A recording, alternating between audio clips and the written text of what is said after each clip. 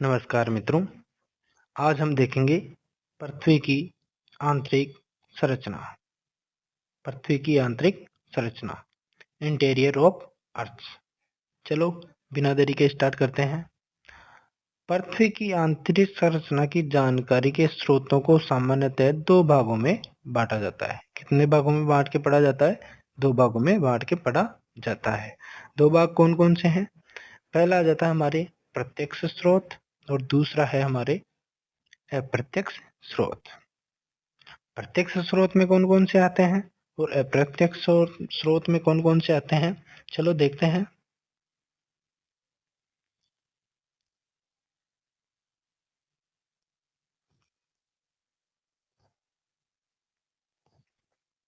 पहली बात है कि पृथ्वी की खुदाई से निकला हुआ पदार्थ, ये प्रत्यक्ष है। दूसरा आ जाता है हमारे प्रत्यक्ष में, मानव द्वारा अब तक आर्कटिक महासागर में कोला प्रायद्वीप क्षेत्र में प्रबंधन प्रक्रिया द्वारा 12 किलोमीटर गहराई तक का पदार्थ निकाला जा सका है। जो आज दिन तक जो मानव द्वारा जो उत्खनन हुआ है आर्कटिक महासागर के कोला प्रायद्वीप में, तो पहला क्वेश्चन यही बन गया कि कोला प्रायद्वीप कहाँ पर है? तो आर्कटिक महासागर में स्थित है। यहाँ पर 12 किलोमीटर की गहराई तक का पदार्थ निकाला जा चुका है पृथ्वी के अंदर से। दूसरा आ जाता है प्रत्यक्ष के अंदर ज्वालामुखी उद्गार या क्रिया। ज्वालामुखी का उद्गार सामान्यतः 400 किलोमीटर की गहराई तक जानकारी देता है। जो ज्वालामुखी का उद्गार होता है उससे पृथ्वी के अंदर 400 किलोमीटर गहराई तक की जानकारी हमें प्राप्त होती है। ये देखो ऊपरी सतह पर जो 12 किलोमीटर के अंदर है वो तो कोला प्रायद्वीप से जानकारी प्राप्त होती है। और एक केंद्र है जो हमारा पृथ्वी का केंद्र है, वह कितने किलोमीटर गहराई पे है? 6370 किलोमीटर गहराई पर स्थित है। दूसरे आ जाते हैं हमारे अप्रत्यक्ष स्रोत। अप्रत्यक्ष स्रोत में कौन कौन से आते हैं?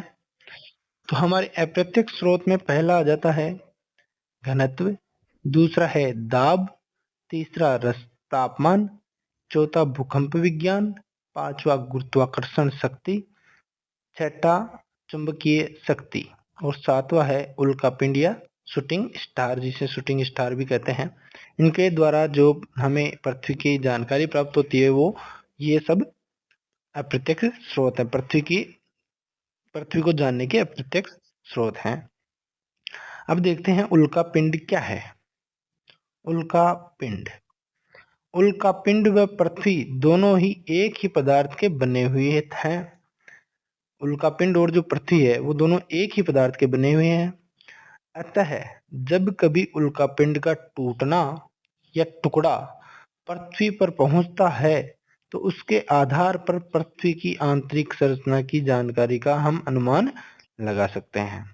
इसका कहने का मतलब यह है कि जो हमारे ब्रह्मांड में उल्कापिंड और जो पृथ्वी है वो एक ही पदार्थ से बने हुए हैं। और जब उल्कापिंड पृथ्वी पर आकर गिरता है या उल्कापिंड के टुकड़े पृथ्वी पर आकर गिरते हैं तो उसके आधार पर हम पृथ्वी की आंतरिक संरचना की जानकारी का पता लगाते हैं। आगे देखते हैं।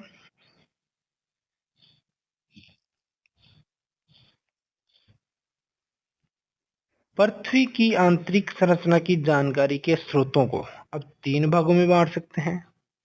पहला कौन सा है? पृथ्वी की उत्पत्ति से संबंधित सिद्धांत। दूसरा आ जाता है हमारे अप्राकृतिक सिद्धांत या अप्राकृतिक स्रोत और तीसरा है प्राकृतिक स्रोत। तो पृथ्वी की उत्पत्ति से संबंधित जो सिद्धांत हैं वो कौन कौन से सिद्धांत हैं, चलो उनके बारे में जानने का प्रयास करते हैं। पहला सिद्धांत है लाप्लास का सिद्धांत, जिसे नीहारिका परिकल्पना भी कहते हैं। पृथ्वी का अंतरतम तरल अवस्था में, जो पृथ्वी का अंतरतम भाग है बिल्कुल केंद्र में है, वो तरल अवस्था में, ये कौन कहते हैं? लाप्लास महोदय। किस परिकल्पना के अनुसार? नीहारिका परिकल्पना के अनुसार। दूसरी है ग्रहाणु परिकल्पना। ये किसने दी है? चैम्बरलिन और मोल्टन महोदय ने ग्रहाणु परिकल्पना दी है। चैम्बरलिन व मोल्टन के अनुसार पृथ्वी का अंतरतम भाग ठोस अवस्था में है। सीधा सीधा क्वेश्चन बन रहा है कि पृथ्वी का अंतरतम तरल अवस्था में है, किसके अनुसार? लाप्लास के अनुसार तरल अवस्था में है और चैम्बरलिन और मोल्टन के अनुसार ठोस अवस्था में है। दूसरे प्रकार से पूछे कि निहारिका परिकल्पना के अनुसार पृथ्वी का आंतरिक भाग कैसा है, तो तरल है, और ग्रहण परिकल्पना के अनुसार ठोस अवस्था में है। तीसरा सिद्धांत आ जाता है हमारे जेफरीज का स्थिर सिद्धांत। जेफरीज व स्थिर का सिद्धांत। पृथ्वी का अंतरतम भाग गैसीय अवस्था में है। किसने कहा है गैसीय अवस्था के लिए? जेफरीज ने। दूसरे स्रोत आ जाते हैं हमारे अप्राकृतिक स्रोत, जो कि हमने अभी देखे थे। अप्राकृतिक स्रोतों में हमारे आते हैं, पहला है घनत्व, दूसरा है दबाव और तीसरा है तापमान। घनत्व के बारे में जानते हैं। पृथ्वी का औसत घनत्व 5.517 या 5.52 ग्राम प्रति घन सेंटीमीटर है। कितना है पृथ्वी का औसत घनत्व? 5.517 या ऑप्शन में 5.52 भी लिखा हुआ मिल सकता है। ये हमारी पृथ्वी का औसत घनत्व है। पृथ्वी की ऊपरी सतह से केंद्र की ओर जाने पर घनत्व बढ़ता जाता है। जैसे जैसे हम पृथ्वी के स्तर से या पृथ्वी की सतह से पृथ्वी के अंदर जाते हैं, तो पृथ्वी का जो घनत्व है वो बढ़ता जाता है। अर्थात पृथ्वी का अधिकतम घनत्व केंद्र में पाया जाता है। मतलब जैसे जैसे अंदर जाएंगे घनत्व बढ़ता जाएगा, इसलिए केंद्र का जो भाग है, पृथ्वी का जो केंद्र है, उसका घनत्व अधिक पाया जाता है, जिसका कारण पृथ्वी के केंद्रीय भाग में या पृथ्वी के केंद्र में भारी घनत्व वाले लोहे व निकेल पदार्थों की अधिकता है। तो सीधा सीधा स्पष्ट हो गया कि पृथ्वी के केंद्र में कौन कौन से तत्व पाए जाते हैं? लोहा और निकेल जैसे भारी घनत्व वाले पदार्थ पाए जाते हैं। दूसरा आ जाता है हमारे अप्रत्यक्ष स्रोत में दबाव। दबाव क्या है? प्रेशर। पृथ्वी के धरातल से केंद्र तक परत दर परत दबाव बढ़ता जाता है। जैसे जैसे हम पृथ्वी के अंदर जाएंगे, उनकी परतों की जैसे जैसे ऊपर से नीचे की तरफ हम परतों के अंदर जाएंगे, तो उनका दबाव बढ़ता जाता है, जिससे चट्टानों के घनत्व में भी वृद्धि होती है। क्या होता है? जिससे चट्टानों की घनत्व में वृद्धि होती है, क्योंकि हम अपने आधार पर देखते हैं, जो चीज ऊपर रहेगी उसका घनत्व कम रहेगा, उस पर दबाव कम पड़ेगा, और जो वस्तु या कुछ भी नीचे रहेगी उस पर दबाव अधिक पड़ता है। लेकिन आधुनिक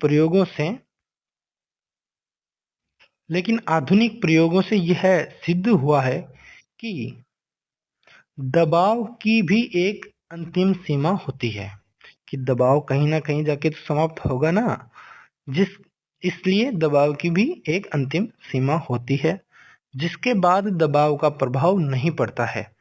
इसका कहने का मतलब है कि केंद्र का अधिकतम घनत्व दबाव के कारण न होकर वहां स्थित भारी घनत्व पदार्थों से है। सीधा सीधा बात आ गया कि दबाव के आधार पर न होकर घनत्व के आधार पर विभाजन किया गया है। तीसरा आ जाता है हमारे तापमान। अप्रत्यक्ष स्रोत में तीसरा जो कारक है वो है तापमान। पृथ्वी के ऊपरी धरातल से गहराई में जाने पर प्रति 32 मीटर की गहराई पर 1 डिग्री सेंटीग्रेड की दर से तापमान क्या होता है? बढ़ता है। मतलब जैसे जैसे हम पृथ्वी की सतह से पृथ्वी के केंद्र की तरफ जाएंगे, तो वहां पर प्रत्येक 32 मीटर की गहराई पर हमारे पृथ्वी का टेम्परेचर जो है वो 1 डिग्री सेंटीग्रेड बढ़ता है। मतलब कितने? 32 मीटर गहराई जाएंगे 1 डिग्री सेंटीग्रेड तापमान बढ़ जाता है। और 100 मीटर की गहराई पर जाने पर 2 डिग्री से 3 डिग्री तक तापमान बढ़ जाता है। इससे यह स्पष्ट होता है कि तापमान बढ़ने की यह दर 8 किलोमीटर की गहराई तक ही पाई जाती है। जो 32 मीटर प्रति 1 डिग्री सेंटीग्रेड वाली जो दर है, वो पृथ्वी की गहराई में 8 किलोमीटर की गहराई तक पाई जाती है। इससे अधिक गहराई में तापमान बढ़ने की जो दर है वो धीरे धीरे कम हो जाती है। इसके बाद में जिसका कारण क्या है? जैसे जैसे वो 8 किलोमीटर तक तो एक समान अंतर के आधार पर पृथ्वी का तापमान बढ़ता जाता है, लेकिन जैसे ही 8 किलोमीटर से अंदर जाएंगे तो उसके बाद में जो पृथ्वी के का तापमान है उसकी जो बढ़ने की दर है वो कम वो कम हो जाती है, जिसका कारण पृथ्वी की ऊपरी सतह में रेडियो एक्टिव पदार्थों से ऊर्जा का जनन होता है। चलो देखते हैं, समझने का प्रयास करते हैं। पृथ्वी की ऊपरी जो 8 किलोमीटर की सतह है, उसमें जो तापमान गिरता है, वो तापमान बढ़ता है, वो 32 मीटर प्रति 1 सेंटीमीटर की दर से बढ़ता है।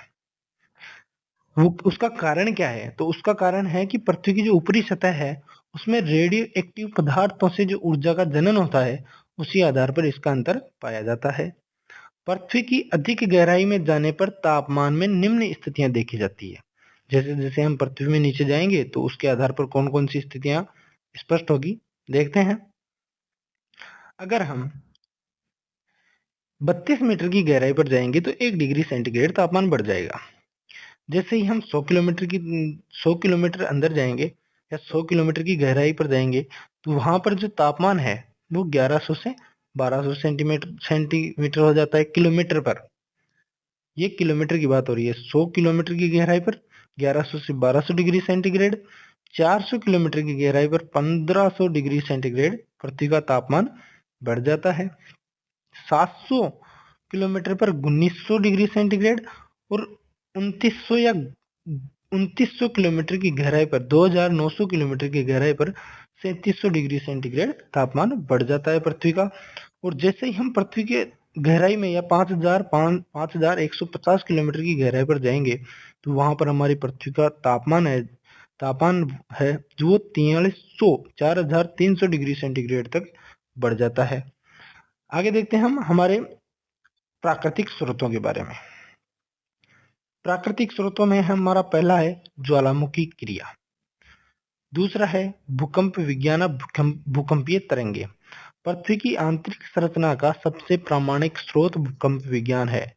जो पृथ्वी के बारे में हमें जानकारी प्राप्त होती है, उसका जो सबसे प्रामाणिक स्रोत है वो ज्वालामुखी न होकर सबसे प्रामाणिक तो भूकंप विज्ञान है। उसके बाद में आगे देखते हैं, आधुनिक मत के अनुसार पृथ्वी की आंतरिक संरचना। आधुनिक मत क्या कहता है पृथ्वी की आंतरिक संरचना के लिए? तो पृथ्वी में 3 परतें पाई जाती है, ऊपरी सतह से गहराई की ओर, मतलब सतह से गहराई की ओर 3 परतें पाई जाती है। भूप्रपट्टी या क्रस्ट, प्रावार या अधस्तर या मेंटल, या कोर या क्रोड। अंतरतम जो सबसे गहराई में है वो कोर या क्रोड है। इसका मतलब सीधा सीधा है, सबसे ऊपर क्रस्ट, उसके बाद में मेंटल और उसके सबसे नीचे कोर वाली परत पाई जाती है। अब भूप्रपट्टी या क्रस्ट जो हमारी पृथ्वी की पहली परत है, उसके बारे में देखते हैं। चलो मैप के आधार पर समझने का प्रयास करते हैं। यह है हमारी पृथ्वी की आंतरिक संरचना की एक चित्र के द्वारा समझने की प्रयास करते हैं। ये जो है इस मैप के आधार पर हम देखते हैं ऊपरी क्रस्ट और निचली क्रस्ट। हमारी पृथ्वी में 3 परतें पाई जाती है। ये हो गई क्रस्ट, ये मेंटल पूरी, और ये क्रोड सबसे ऊपर। और इनको भी दो दो भागों में बांटा गया है। कौन कौन से भागों में? ऊपरी क्रस्ट और निचली क्रस्ट, ऊपरी मेंटल और निचली मेंटल, और बाह्य क्रोड और आंतरिक क्रोड। सबसे पहले हम देखते हैं ऊपरी क्रस्ट और निचली क्रस्ट। इनके बीच में जो सीमा है इनकी, उसको कोनार्ड असंबद्धता कहते हैं। क्या कहते हैं? कोनार्ड असंबद्धता कहते हैं। उसके बाद में निचली क्रस्ट और ऊपरी मेंटल, ये वाली निचली क्रस्ट और ऊपरी मेंटल, उसको मोहोरोविक असंबद्धता कहते हैं। उसके बाद में आ जाती है दुर्बलता मंडल, ऊपरी मेंटल और संक्रमण मध्य के मध्य। इसी आधार पर हम आगे देखते हैं निचली मेंटल और बाह्य क्रोड के मध्य, नहीं, संक्रमण मंडल और निचली मेंटल के मध्य रेपिटी असंबद्धता पाई जाती है। और निचली मेंटल और बाह्य क्रोड, इसके मध्य गुटेनबर्ग असंबद्धता पाई जाती है। और सबसे अंत में बाह्य क्रोड और आंतरिक क्रोड के मध्य लेहमान असंबद्धता पाई जाती है। मुख्य तौर पर क्वेश्चन ये बनता है कि जो पृथ्वी की आंतरिक संरचना की 3 परतें हैं उनमें 5 असंबद्धताएं पाई जाती है। उनको क्रम से जमाने के लिए पूछता है कि पहले पे कौन आएगी, उसके नीचे कौन आएगी, उसके नीचे कौन आएगी। तो सबसे पहले आती है हमारे कोनार्ड असंबद्धता, उसके बाद में मोहोरोविक असंबद्धता, फिर रेपिटी असंबद्धता, फिर गुटेनबर्ग असंबद्धता और लास्ट में आती है लेहमान असंबद्धता, जो कि पृथ्वी के आंतरिक और बाह्य क्रोड के मध्य स्थित होती है। इनकी गहराई की चर्चा कर लेते हैं। जो ऊपरी क्रस्ट है उसकी गहराई पृथ्वी की सतह से लेकर 30 किलोमीटर तक पाई जाती है। फिर मेंटल जो है वो 30 किलोमीटर से लेकर 2900 किलोमीटर तक पाई जाती है और क्रोड है वो 2900 से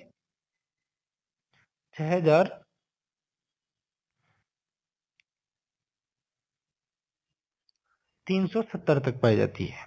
जो क्रोड है वो 2900 किलोमीटर से लेकर 6370 किलोमीटर की गहराई तक पाई जाती है। आगे देखते हैं, हम डिटेल में थ्योरी के रूप में समझने का प्रयास करते हैं। ऊपरी प्रपट्टी में जो महाद्वीपीय भाग है वो ग्रेनाइट चट्टान का बना हुआ है। किस चट्टान का बना हुआ है? ग्रेनाइट चट्टान का। और निचली ध्रुव प्रपट्टी जो महासागरीय भाग है वो बेसाल्ट चट्टानों की बनी हुई है। मतलब जो ऊपरी प्रपट्टी है महाद्वीपीय भाग की वो तो ग्रेनाइट चट्टानों से बनी हुई है, और जो निचली प्रपट्टी महासागरीय भाग में, सागरीय भाग में और महासागरीय भाग में, महासागरीय भाग में निचली ध्रुव प्रपट्टी बेसाल्ट चट्टानों की बनी है। कौन सी चट्टानों की? बेसाल्ट चट्टानों की। तो महाद्वीपीय भाग में ग्रेनाइट चट्टान की और महासागरीय भाग में बेसाल्ट चट्टानों की परतें बनी हुई है। इसकी औसत गहराई जो है क्रस्ट सतह की औसत गहराई 30 किलोमीटर पाई जाती है या 30 किलोमीटर तक होती है। महासागरीय भागों में औसत गहराई 5 किलोमीटर तक और महाद्वीपीय भागों में औसत गहराई 30 किलोमीटर तक पाई जाती है। महासागरीय भाग में कम गहराई पाई जाती है जबकि महासागरीय भाग में अधिक गहराई तक पाई जाती है। महासागरीय भाग में 5 किलोमीटर और महाद्वीपीय भाग में 30 किलोमीटर तक पाई जाती है। नवीन वलित पर्वतीय भागों में 50 किलोमीटर तक इसकी गहराई पाई जाती है। कौन सी की? क्रस्ट की। और हिमालय क्षेत्र में 70 किलोमीटर तक भी इसकी गहराई पाई जाती है। संपूर्ण क्रस्ट का भाग ठोस से निर्मित है। इस परत का औसत घनत्व लगभग 3 ग्राम प्रति घन सेंटीमीटर है। तो क्रस्ट का जो घनत्व है वो कितना है? वो लगभग 3.0 ग्राम प्रति घन सेंटीमीटर तक पाया जाता है। दूसरी आ जाती है हमारे सतह है, वो है प्रावार या मेंटल या अधः स्तर, जो कि 30 किलोमीटर से 2900 या 2900 किलोमीटर तक इसकी मोटाई पाई जाती है। उसके बाद में आ जाता है हमारे, इसमें आता है मेंटल में जो भाग है मेंटल के, वो पहला है दुर्बलता मंडल या दुर्बलता मंडल, एटमॉस्फेयर। एस्टिनो शब्द का अर्थ दुर्बलता या कमजोर होता है। यह मंडल जो दुर्बलता मंडल है, यह मंडल 100 किलोमीटर से लेकर 400 किलोमीटर की गहराई तक है, जो आंशिक गलित या अर्ध पिघली अवस्था में है। जो मेंटल का जो ऊपरी भाग है वो दुर्बलता मंडल है, और दुर्बलता मंडल कौन सी अवस्था में है? तो वो आंशिक गलित और अर्ध पिघली अवस्था में है। इसका जो ऊंचाई है या मोटाई है वो कितनी है? 100 किलोमीटर से 400 किलोमीटर के मध्य तक इसकी गहराई पाई जाती है। इस मंडल वाले भाग में जो घनत्व है पृथ्वी का वो है 3.4 किलोमीटर 3.4 ग्राम घन सेंटीमीटर इसका घनत्व है। इस भाग में भूकंपीय तरंगों की गति धीमी हो जाती है। कौन से भाग में भूकंपीय तरंगों की गति धीमी हो जाती है? तो मेंटल के ऊपरी मेंटल में, मतलब दुर्बलता मंडल में भूकंपीय तरंगों की गति धीमी हो जाती है, अतः इसे निम्न वेग का मंडल भी कहते हैं। तो क्वेश्चन पूछ ले कि निम्न वेग का मंडल किसे कहते हैं? तो दुर्बलता मंडल को निम्न वेग का मंडल भी कहा जाता है। आगे देखते हैं, दुर्बलता मंडल से ज्वालामुखी का उद्गार होता है। जो हमारे पृथ्वी के ऊपर है या ऊपरी सतह पर या पृथ्वी की आंतरिक संरचना में जो ज्वालामुखी का उद्गार होता है वो उसका उद्गम कहाँ से होता है? तो ज्वालामुखी का उद्गम दुर्बलता मंडल से होता है। इसके नीचे से नहीं होता। वर्तमान में भी आग्नेय चट्टानों की उत्पत्ति ज्वालामुखीय उद्गार से होती है। जो वर्तमान में आग्नेय चट्टानों की जो उत्पत्ति होती है वो कौन से किससे होती है? तो किससे होती है? ज्वालामुखी उद्गार से होती है। अतः मेंटल परत को चट्टानों की नदी कहा जाता है। मुख्य क्वेश्चन बन गया कि चट्टानों की नदी कौन सी परत को कहा जाता है? तो मेंटल परत को चट्टानों की नदी भी कहा जाता है, क्योंकि ज्वालामुखी उद्गार इसी में होंगे और इसी के अंदर परतें बनेगी ज्वालामुखी के द्वारा, इसलिए मेंटल भाग को या मेंटल परत को चट्टानों की नदी भी कहा जाता है। इसके नीचे दुर्बलता मंडल के नीचे नीचे आ जाता है हमारे संक्रमण मंडल। यह 400 किलोमीटर से लेकर 700 किलोमीटर की गहराई तक पाया जाता है। उसके बाद में आ जाता है डबल डी प्राइम। क्या है डबल डी प्राइम? तो 2600 किलोमीटर से 2900 किलोमीटर की गहराई का भाग डबल डी प्राइम की परत के रूप में जाना जाता है। जो मुख्यतः क्वेश्चन पूछ गया कि 2600 किलोमीटर से लेकर पृथ्वी के आंतरिक भाग में 2600 किलोमीटर से लेकर 2900 किलोमीटर की गहराई पर जो भाग पाया जाता है उसको किस नाम से जाना जाता है? तो उसे डबल डी प्राइम के नाम से जाना जाता है। नेक्स्ट आगे देखते हैं। और इसी के अंदर मेंटल परत के निचले भाग में घनत्व है वो है 5 ग्राम प्रति घन सेंटीमीटर तक हो जाता है। मेंटल परत की ऊपरी परत में जो घनत्व है वो तो 3.4 ग्राम प्रति घन सेंटीमीटर है और निचली मेंटल में 5 ग्राम प्रति घन सेंटीमीटर हो जाता है। तीसरी परत आती है हमारे क्रोड या अंतरतम या कोर परत। तो कोर परत कहाँ से कहाँ तक पाई जाती है या इसकी मोटाई कितनी होती है? तो 2900 किलोमीटर से पृथ्वी के केंद्र तक का भाग क्रोड कहलाता है। क्रोड के दो भाग होते हैं, कौन कौन से? बाह्य क्रोड और आंतरिक क्रोड। बाह्य क्रोड 2900 किलोमीटर से लेकर 5150 किलोमीटर तक के जेलीफिश की तरह फैला है। किस प्रकार से? जिस प्रकार हमारी जेली होती है जो किसान यूज में लेते हैं, तो जेलीफिश की तरह इसकी आकृति में यह फैला हुआ है। यह तरल अवस्था में है। तो बाह्य क्रोड कौन सी अवस्था में है? तरल अवस्था में। और आंतरिक क्रोड ठोस अवस्था में। इसमें भूकंप की ऐस तरंगे लुप्त हो जाती है। फिर से क्वेश्चन बन गया कि भूकंप की ऐस तरंगे या सेकेंडरी तरंगे या द्वितीयक तरंगे कौन से भाग में जाकर लुप्त हो जाती है? तो क्रोड के ऊपरी क्रोड में जाके लुप्त हो जाती है। अब आ जाता है हमारे आंतरिक क्रोड।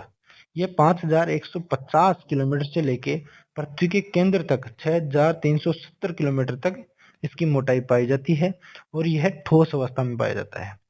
सीधा सीधा अंतर आ गया कि ऊपरी क्रोड किस अवस्था में पाई जाती है? तो ऊपरी क्रोड तरल अवस्था में पाई जाती है, जबकि आंतरिक क्रोड ठोस अवस्था में पाई जाती है, जिसमें लोहा और निकल भरा हुआ है। कौन कौन से जो सबसे भारी पदार्थ है लोहा और निकल, वो आंतरिक क्रोड में पाए जाते हैं। आगे देखते हैं।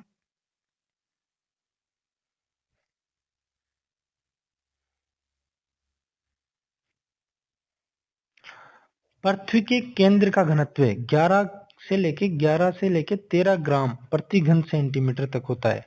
पृथ्वी के जो कोर भाग है या केंद्रीय भाग है उसका घनत्व सबसे अधिक है और वो 11 से लेके 13 ग्राम प्रति घन सेंटीमीटर तक होता है। पृथ्वी का क्रोड भाग स्थिरता, चुंबकीय गुण आदि को प्रदर्शित करता है।